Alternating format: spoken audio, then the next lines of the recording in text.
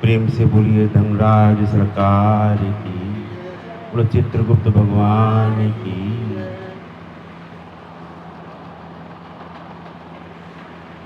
आज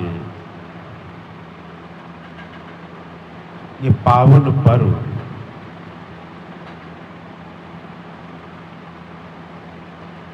जिस पर सभी भक्तगण, सभी शिष्य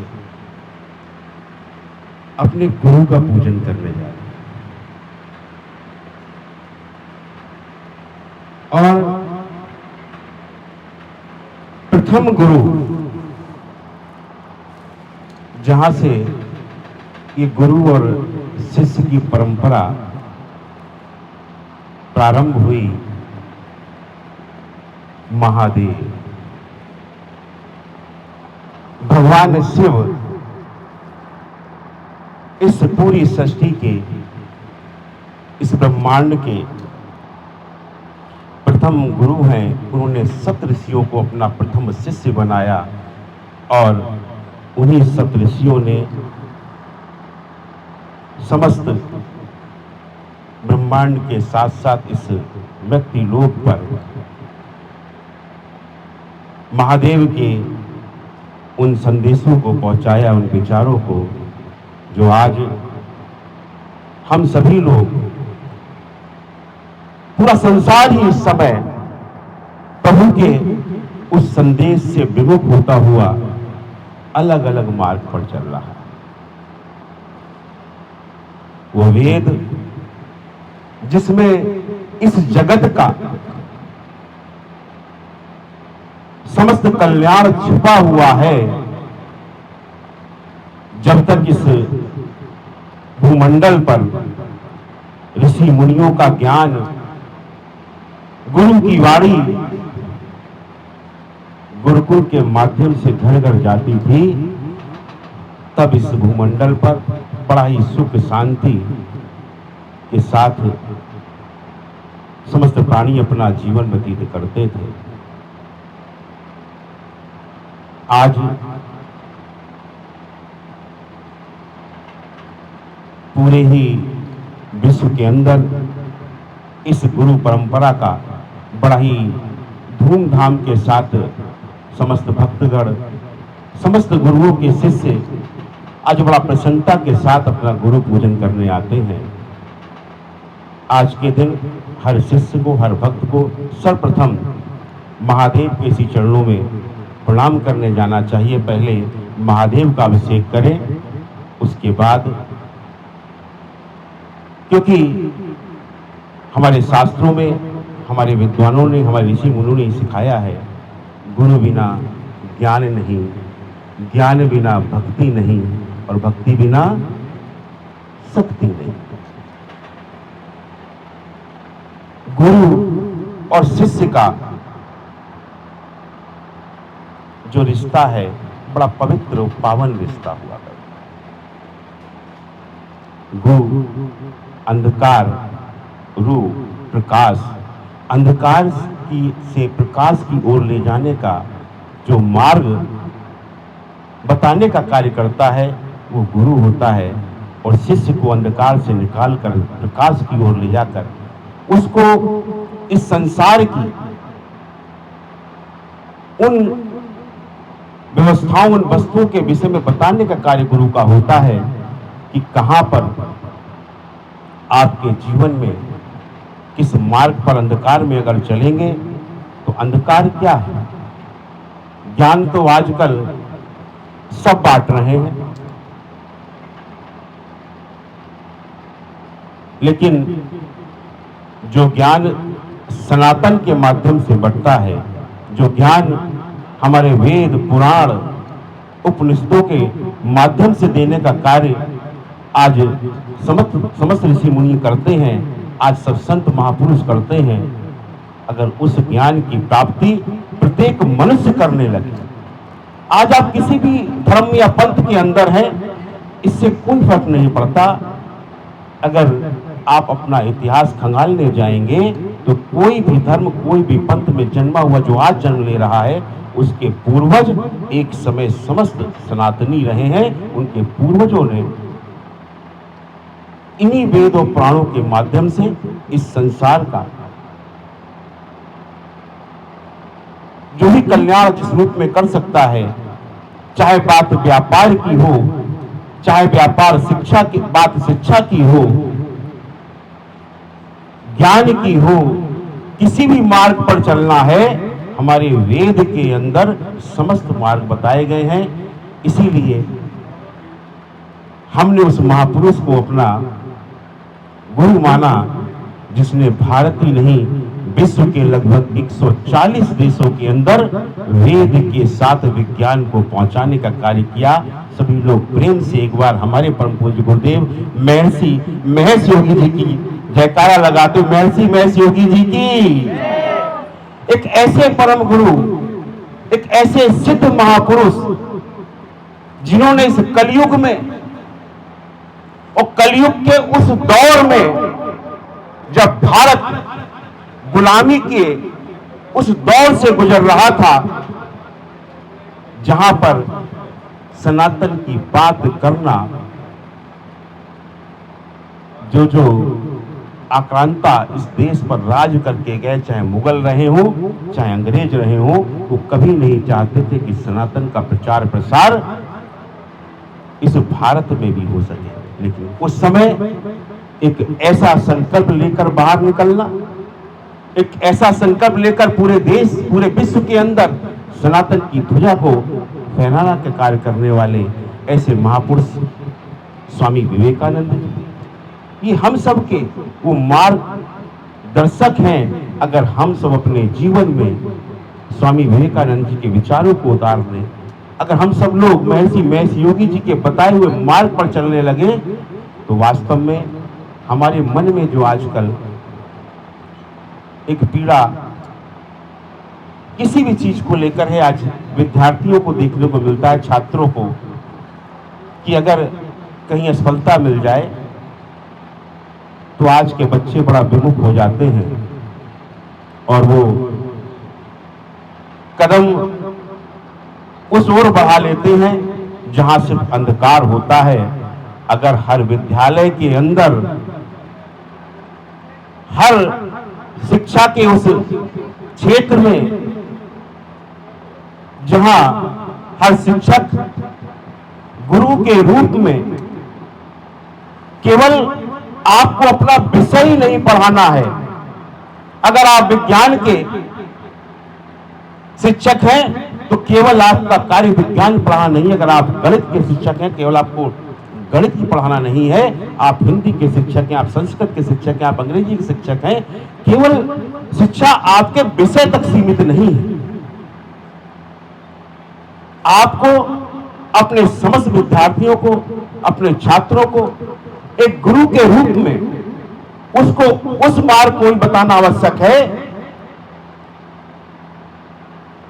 कि अगर कोई असफलता किसी कारणवश मेरे प्यारे बच्चों तुम्हारे सामने आ जाए, तुम्हारे सम्मुख आ जाए, तो उससे विचलित नहीं होना है, उससे घबराना नहीं है।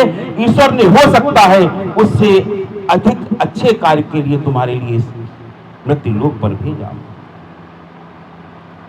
हम सब इस मोह माया में सिर्फ उस सुख को भोगने के लिए मानसिक रूप से परेशान रहते हैं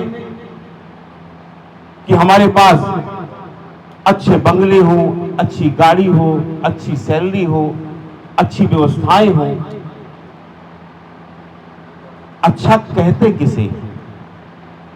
ईश्वर आपकी उस अच्छी की जब पूर्ति करता है, आपने जब कोई भी बच्चा शिक्षा ग्रहण करने के बाद रोजगार की ओर बढ़ता है तो उसका जो आय सीमित होती है तो कहता है 2 BHK मिल जाए उसी में कार्य चल जाएगा। जब 2 BHK मिल जाता है, बोले छोटी कार मिल जाए उसमें भी कार्य चल जाएगा।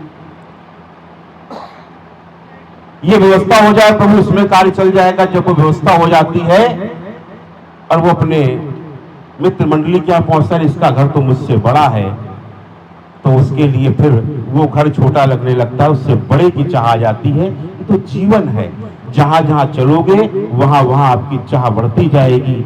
और अगर आपने अपने उन विचारों को, विकारों के रूप में रख लिया, क्योंकि अर्थ के बिना सब व्यर्थ है, लेकिन व्यर्थ का अर्थ अगर घर के अंदर आ जाए तो पूरा जीवन ही व्यर्थ हो जाता है।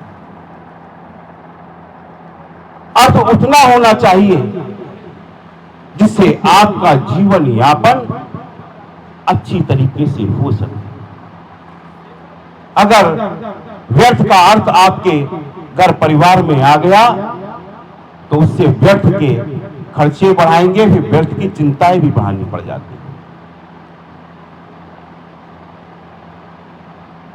आज बहुत से लोग हैं जो सनातन पे किसी ना किसी रूप में उंगली उठाने का कार्य करते हैं। अगर ये सनातन धर्म ना हो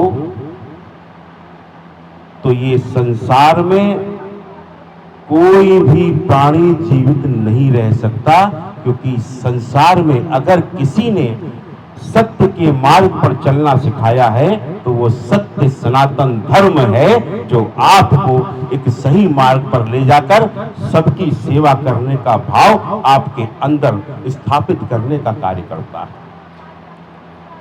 हम सबको अपने मन के अंदर, चाहे विद्यार्थी हो, चाहे किसी भी रोजगार में हो, कभी भी उन समस्याओं को नहीं पालना चाहिए जिनसे आपके स्वयं के जीवन में या परिवार के जीवन में किसी भी प्रकार की कोई समस्या उत्पन्न हो। ईश्वर ने जो दिया है बहुत दिया है, और जो ज्यादा दे वो धर्म के नाम कार्य में लगाते चले जाए। चिंतन करना चाहिए हर मनुष्य को, क्यों हमें ईश्वर ने इस मृत्यु लोक पर इस मानव रूप में भेजा, इस मानव काया में भेजा है, इस मनुष्य स्वरूप में ही हमें क्यों जन्म मिला है। अगर इसका चिंतन करने अगर बैठ जाएंगे तो आपके अंदर कभी भी कोई विकार उत्पन्न नहीं होगा। ईश्वर ने ये मनुष्य योनि, ये मानव योनि जो दी है, वो सिर्फ इस सुंदर सृष्टि की सेवा के लिए दी है। हम सबका परम कर्तव्य है कि हम जितने भी ईश्वर के बनाए हुए ये जो भी प्राणी है, सब में प्राण है। इन वृक्षों में भी प्राण है, इन पशु पक्षियों में भी प्राण है। हम सबको ईश्वर ने ये बुद्धि दी है, हमें बोलकर बताना सिखाया गया है कि देखिए उसको ये कष्ट है, लेकिन इन पशु पक्षियों में, इन वनस्पति के अंदर ये स्वयं भी बात करते हैं, ये स्वयं भी एक दूसरे के दुख दर्द को बांटने का प्रयास करते हैं। लेकिन कोई वृक्ष एक स्थान से चलकर दूसरे की सेवा करने नहीं जा सकता। लेकिन अगर वृक्षों के साथ एक वृक्षों का समूह होता है और उसके बीच में कोई वृक्ष अगर सूख रहा है तो वास्तव में वो वृक्ष उसको ऑक्सीजन देकर जीवित करने का प्रयास करते हैं। इनके अंदर भी ये विचार हो। लेकिन यदि हम सबको दिख रहा है कि वो वृक्ष सूख रहा है तो हमारा कार्य क्या है? उसमें खाद और पानी दे दें, और जो उनका समूह प्रयास कर रहा है उस ऑक्सीजन को देके जीवित रखने के लिए अगर वहां थोड़ा सा जाके हमने परिश्रम कर लिया, उसको खाद पानी दे दी, तो वृक्ष कितने प्रसन्न होंगे कि हमारा एक साथी अलग हो रहा था, उसको जीवित करने के लिए इस मनुष्य ने अपना एक अंशदान दे दिया है। उससे उस वृक्ष के अंदर जीवन मिल जाता है। तो हम सबका कार्य है इस सुंदर वनस्पति की सेवा करना, हम सबका कार्य है इन पशु पक्षियों की सेवा करना। लेकिन अधर्म क्या सिखा रहा है, विधर्मी क्या सिखा रहे हैं